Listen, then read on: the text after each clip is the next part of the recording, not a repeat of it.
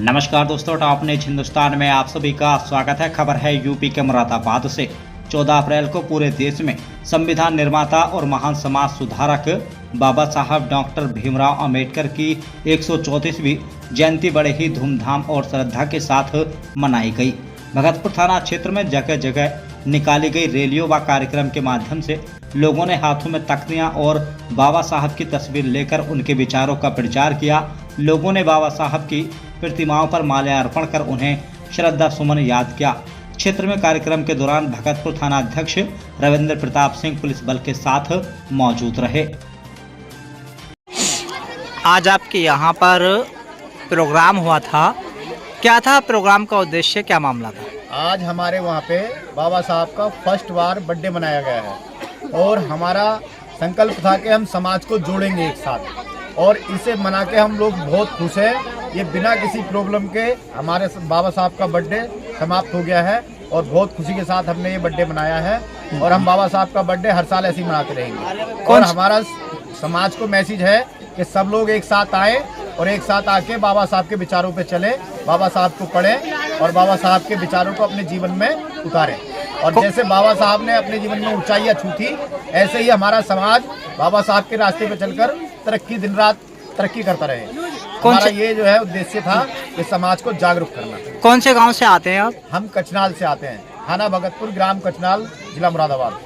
अच्छा, आज आपने बाबा साहब भीमराव अंबेडकर की 134वीं जयंती मनाई है और काफ़ी बड़ी संख्या में यहाँ ग्रामीण भी मौजूद थे। क्या संदेश देना चाहेंगे अपने जो समाज के लोग हैं उनको? हम समाज को यही संदेश देना चाहते हैं कि हमारा समाज ज़्यादा से ज़्यादा पढ़े और पढ़ने के बाद अपने समाज का विचार बाबा साहब के विचारों पर चले और बाबा साहब के विचारों पर चल के ही समाज का जो है उद्धार हो पाएगा। अन्यथा ये समाज हमेशा अंधकार में रहा है और बहुत सताया हुआ समाज है। लेकिन बाबा साहब ने एक हमारे साथ समाज को ऐसा रास्ता दिखाया है, शिक्षा वो शेरनी का दूध है, जो पिएगा वो दहाड़ेगा। मैं समाज के सभी साथियों से गुजारिश करूंगा और कहना चाहूँगा कि आपके पैरों में जूते हो या ना हो, लेकिन आपके बच्चों के हाथों में कॉपी और किताब कलम जरूर होना चाहिए।